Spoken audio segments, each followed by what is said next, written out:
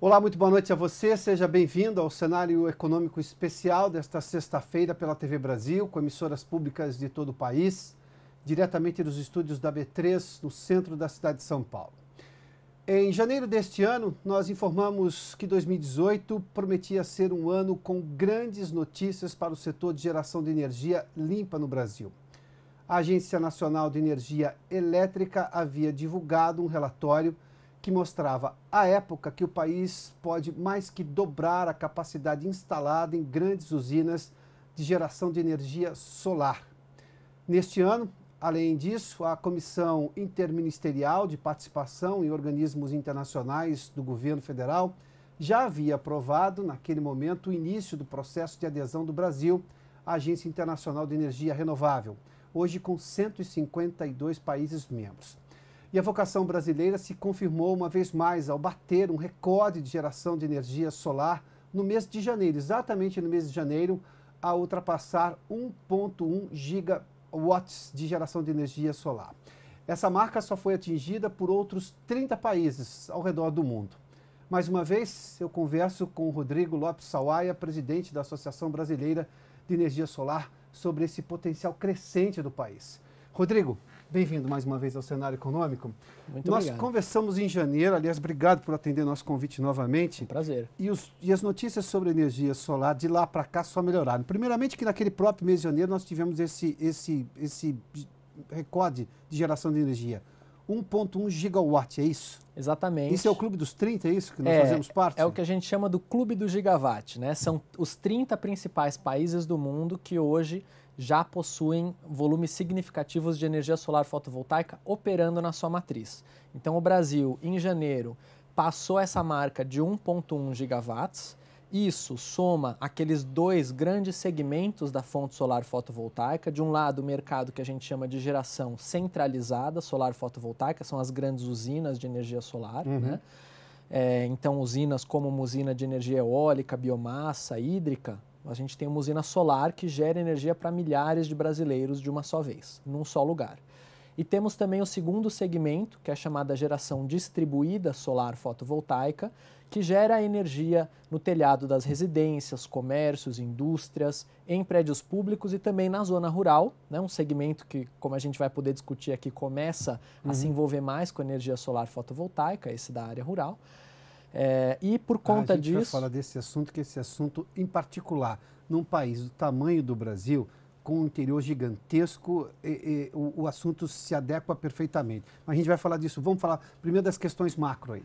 Pois não. Então, chegamos a essa marca de 1,1 lá em janeiro. A boa notícia é que agora, neste momento, eu acabei de olhar os dados dessa semana, nós temos 1.129 megawatts de geração centralizada, só as grandes usinas, 1.129, e de geração distribuída, 225 megawatts. Então a gente já passou, antes era 1,1, agora a gente já passou de 1,3 gigawatts operando no Brasil. Estamos falando aí de janeiro até março agora, começo de abril. Então é uma mudança bastante positiva que mostra como esse mercado está numa curva de crescimento rápido. Uma curva de crescimento rápido se justifica, e convenhamos que foi 0,2 de diferença de 3 meses, de janeiro para cá. Não temos 3 meses ainda, 2 meses adiante já temos um avanço crescente como esse. Isso se deve exatamente ao quê? A capacidade instalada que foi aumentada, além das condições naturais que permitem ao Brasil que, uma vez a capacidade instalada, a absorção dessa energia solar vai se transformar em energia elétrica rapidamente? Vamos lá. Primeiro ponto importante, Piotr, é que nós temos aqui no Brasil um recurso solar privilegiado. É um dos melhores do mundo e não por acaso, né? Se a gente instalar um sistema de geração de energia solar fotovoltaica na Alemanha e instalar o mesmo sistema no Brasil, aqui ele vai gerar ao longo de um ano o dobro da energia na média do que aquele na Alemanha. O dobro? O dobro, o mesmo sistema, por conta do nosso recurso solar, que é melhor do que o recurso da média dos outros países do mundo, né? Então a gente está na liderança no que diz respeito ao recurso. Ainda precisamos avançar para nos tornarmos liderança em uso dessa tecnologia. O Brasil hoje já é líder mundial em uso de energia hidrelétrica. Nós somos número 2 no ranking mundial de energia hidrelétrica. Número 4 em biomassa, né? Geração com termoelétricas a biomassa. E somos agora o número 8 do mundo em eólica. Só que na energia solar ainda somos o 30º, então não podemos comemorar muito, porque precisamos ainda acelerar e avançar para que o Brasil se coloque entre os 10 maiores países do mundo em energia solar fotovoltaica. Rodrigo, e esse avanço pode ser feito por quais maneiras? Quais são os caminhos que é preciso trilhar para chegar a essa liderança que, do ponto de vista de riquezas naturais, de condições naturais, nós temos todas as chances? Primeiro ponto importantíssimo, nós precisamos que o governo continue sinalizando a contratação da energia solar fotovoltaica com leilões, né? Leilões do Ministério de Minas e Energia para contratar essa energia para a nossa população. Ou seja, demanda, ter demanda. demanda. Demanda é um ponto fundamental, né? Essa demanda vem de um lado com esses leilões do governo federal e de outro lado com regras claras, sólidas e seguras para o crescimento da geração distribuída solar fotovoltaica. Isso é uma responsabilidade do governo e da Agência Nacional de Energia Elétrica,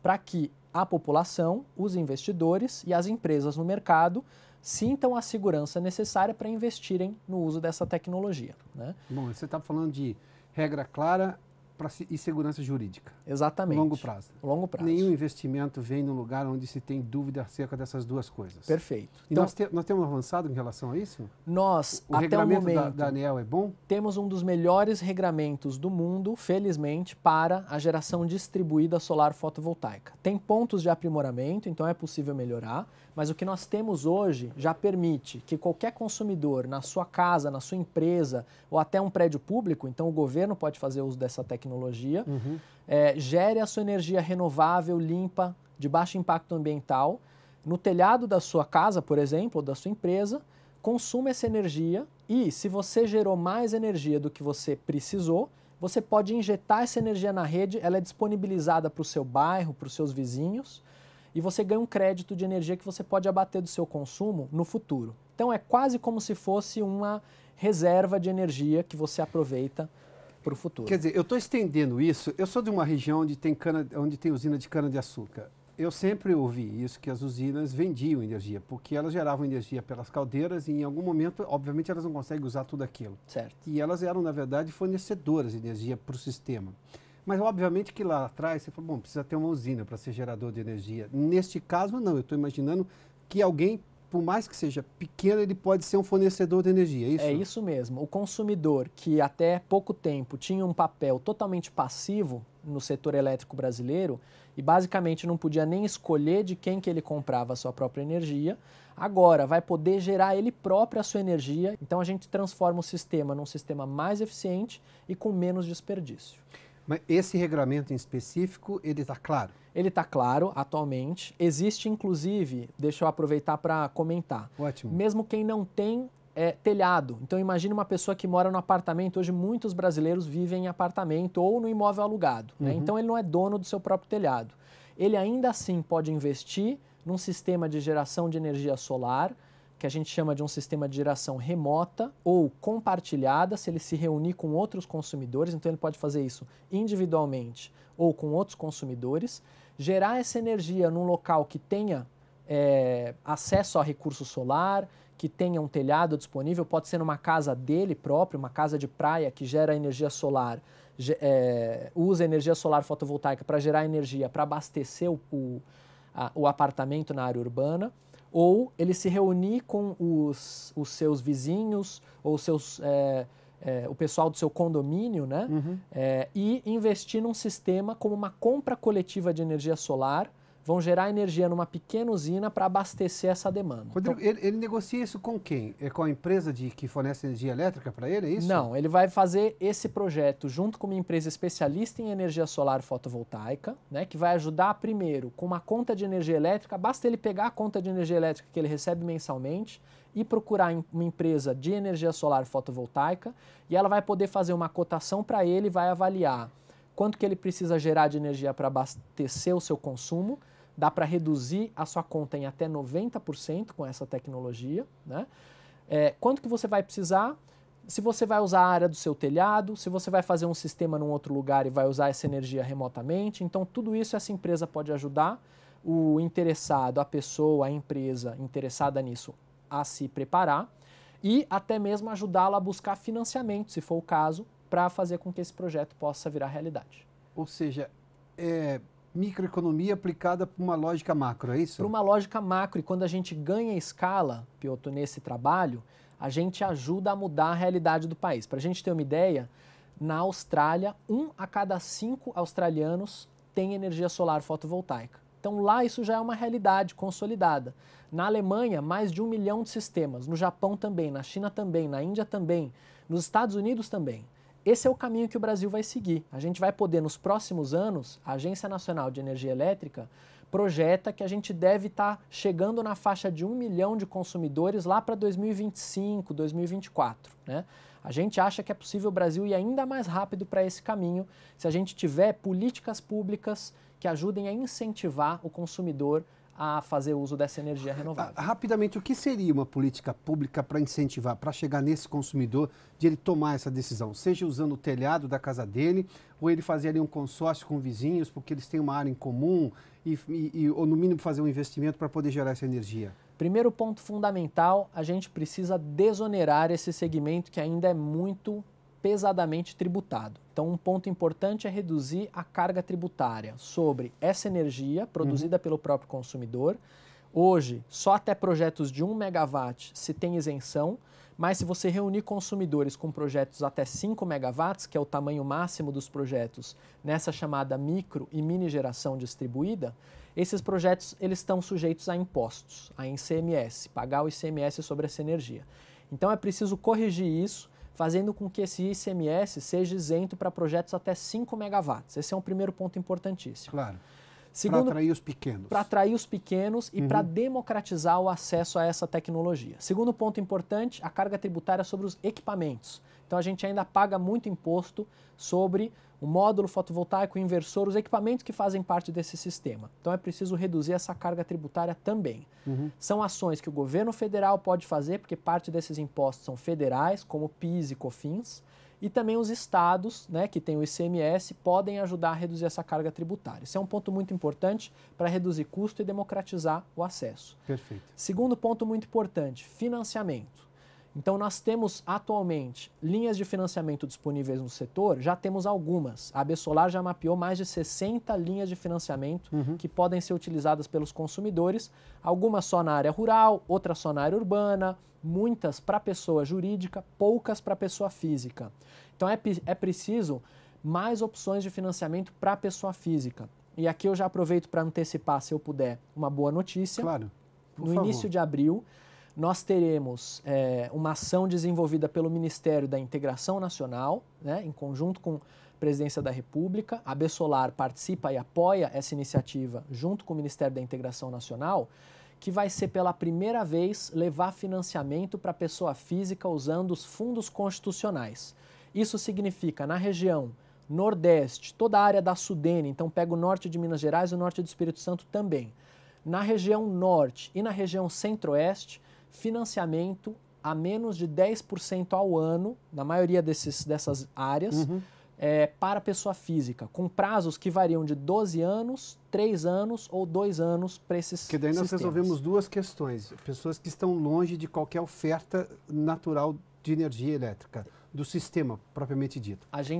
Exatamente. A gente pode, de um lado, levar energia elétrica para quem hoje não consegue acessar essa tecnologia, né? Temos por volta de 2 milhões de brasileiros que ainda não têm acesso à energia elétrica, a maioria na região norte. Então a gente poderia gerar energia para essa população, em vez de usando tecnologias poluentes, como geradores a diesel, que são barulhentos, poluentes, precisam de manutenção, é uma dor de cabeça até para aquela comunidade ou para aquele consumidor, você usar energia renovável para fazer essa geração de energia para as comunidades isoladas. Vamos falar disso no segundo bloco com mais detalhes, Rodrigo. Bom, nós vamos fazer um rápido intervalo aqui no Cenário Econômico, hoje com o presidente da Associação Brasileira de Energia Solar, Rodrigo Lopes Sawaia. Nós voltamos em instantes.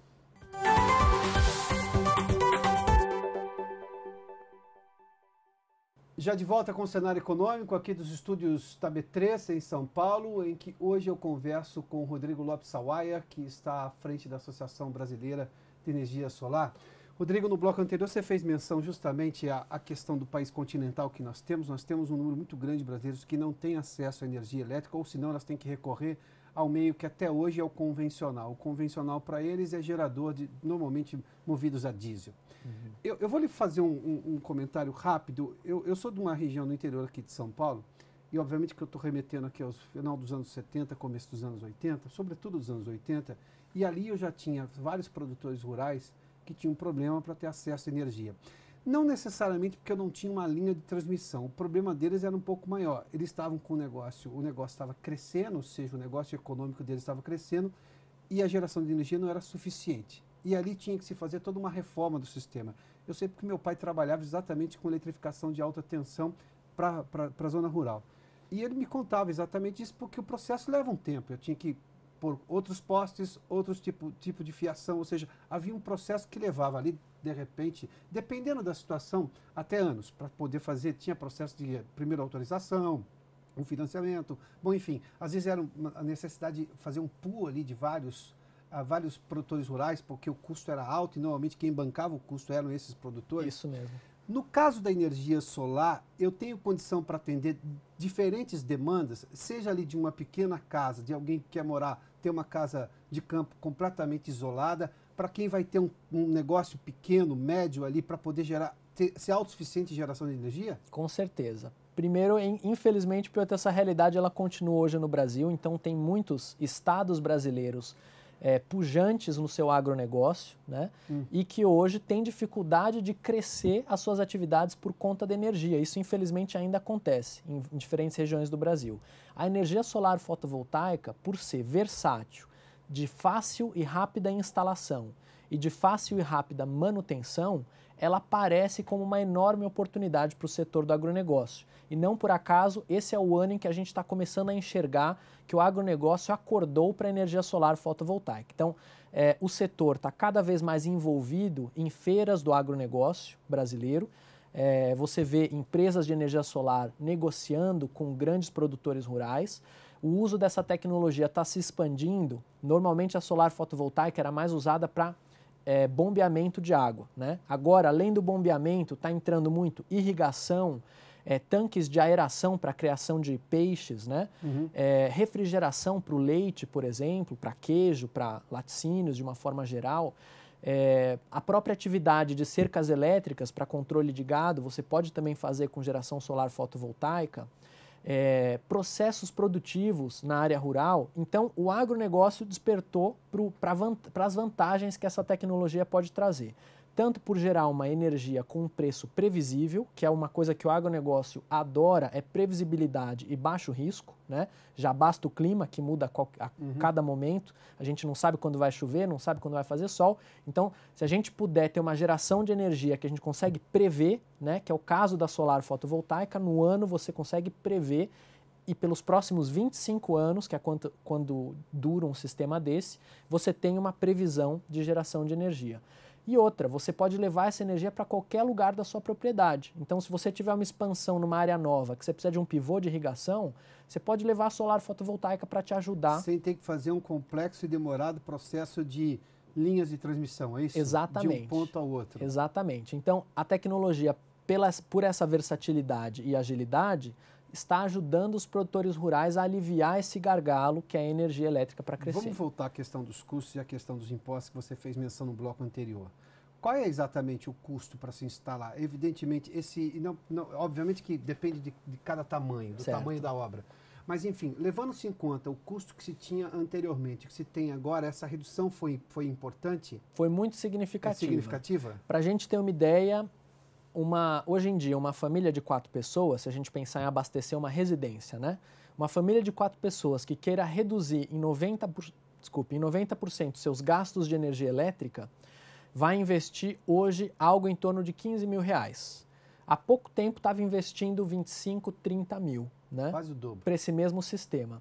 A energia solar fotovoltaica está se tornando barata numa escala e numa velocidade surpreendentes. Só nos últimos 12 meses foram mais de 25% de redução de preço médio dessa tecnologia. Mas isso é ganho tecnológico, sobretudo? É ganho tecnológico, de eficiência e, no caso brasileiro, as empresas estão ganhando know-how, estão aprendendo a fazer esses projetos com menos precisando de menos tempo, de menos recurso, de menos equipamento, então fazendo isso de uma forma mais ágil e mais econômica. Eu falei de ganho tecnológico, eu quero entrar na questão do ganho tributário. Por enquanto, esse ainda é um drama? Ele é um drama. Se eu tiver uma redução importante nisso, eu vou baratear esses 15 mil que você fez aí um cálculo bastante? Bastante. A gente tem calculado que, se for possível reduzir o ICMS sobre os componentes que ainda são tributados, o inversor, estrutura, material elétrico, que ainda são tributados nos estados, e reduzir o PIS e o COFINS, que são tributados sobre os equipamentos todos da tecnologia,